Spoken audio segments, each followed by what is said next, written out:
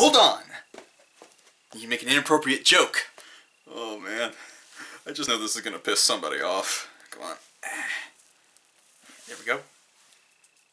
Just for good luck. Alright. Saltasaurus! Oh god, I'm such an idiot.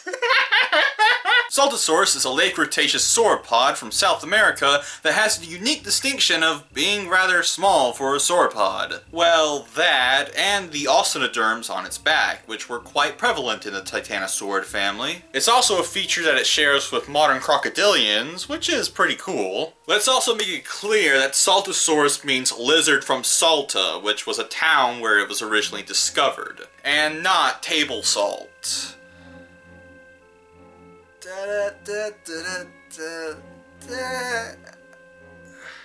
Yeah, moving on. When the osteoderms were originally discovered at the dig site, many people thought it was an ankylosaurus, but then again, it seems like a lot of sauropods are taking features from ankylosaurs. Saltasaurus, Shunosaurus, I mean, what next? Are we going to find a sauropod with armored eyebrows? But what's unique about Saltasaurus is that we have actually found a fully fossilized nesting ground. Hundreds of female Saltasaurus would come together to lay their clutch of eggs, a single egg only being about 4 to 5 inches in diameter, which is really small given the size of these things. And not only that, but actual fossilized embryos! Okay, let me put this in perspective. Out of all the fossils we have discovered, it probably only contributes to about a 0.1000% per species population. So much can be lost within millions of years that we don't know how many fossils could be out there, or just fragments of them.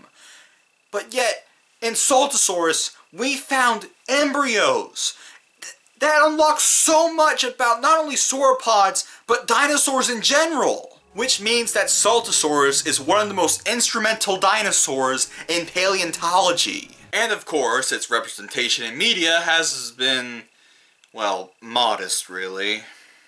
It was featured on the Disney theme park ride Disney's Animal Kingdom, which means you can pay shitloads of money to see a half-decent puppet of one of the most important sauropods in paleontology. But really, what should I expect from the creators of...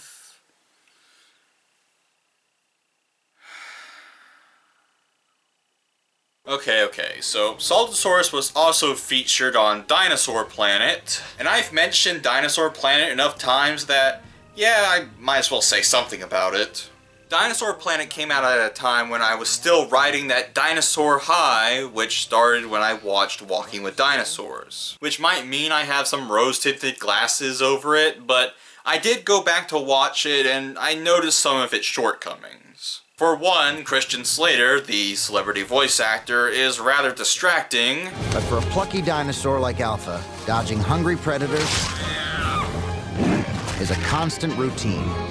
And the live-action bits can be silly, or more hit and miss, really. An animal is most vulnerable when it's small. So, how did a baby Saltasaurus manage to survive? Although the effects are pretty good, even if I did want to see some practical ones. And they did make some pretty good choices on the locations and time periods. Overall, this puts Dinosaur Planet in the not too bad category. Give it a golf clap. Give it some golf claps.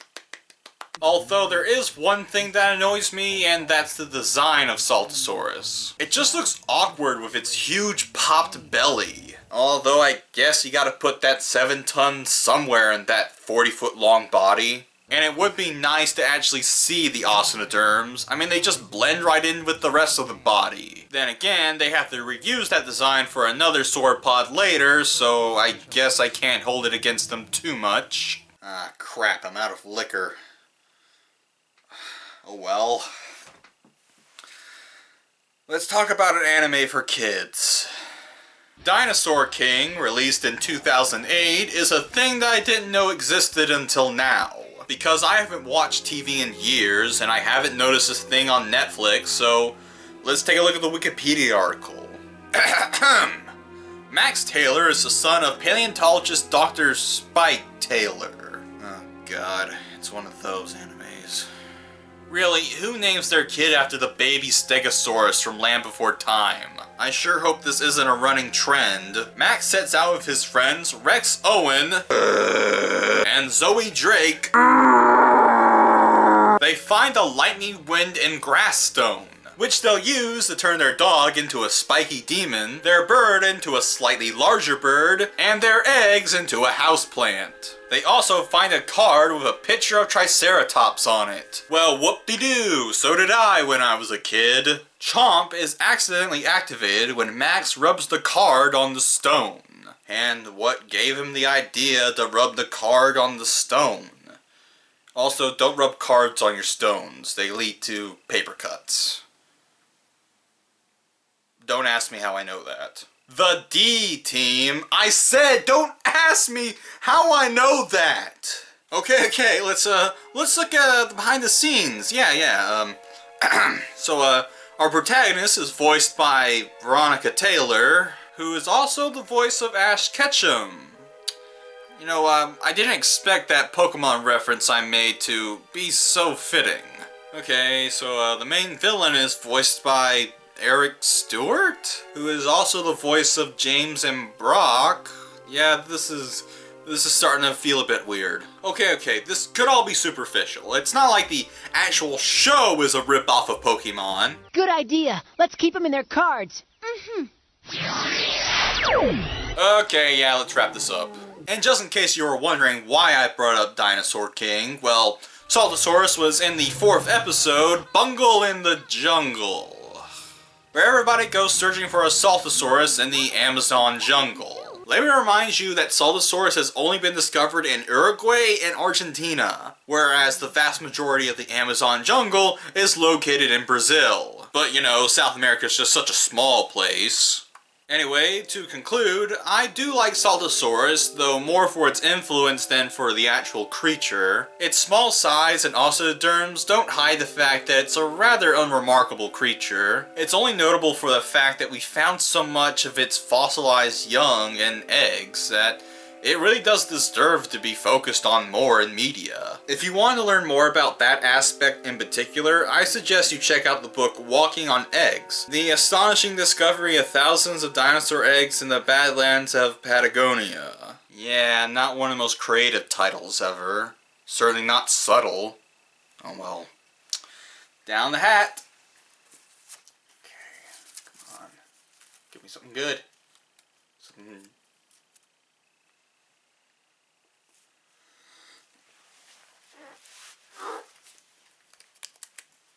No, I'm not gonna do it. I'm not gonna do it. I swear to God. I swear to God, I'm not gonna do it. I'm not even gonna say it. I'm not gonna say it. I'll rip this. Okay, just calm down. Don't let your rage overtake you. Put it on the screen. I'm not gonna say. I'm not saying it.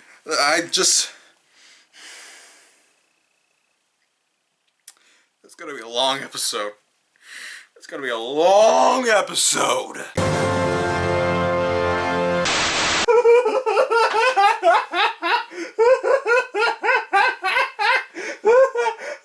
What's wrong with me?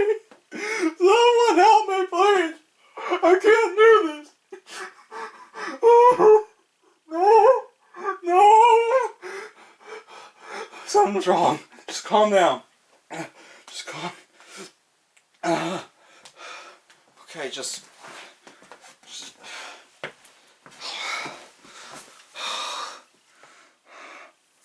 I can do it. Next week. It's coming, I'm sure. I can, and I can't. It's just my principles. My principles are being... Just calm down, okay? It's just a dinosaur. It's just another dinosaur. Just...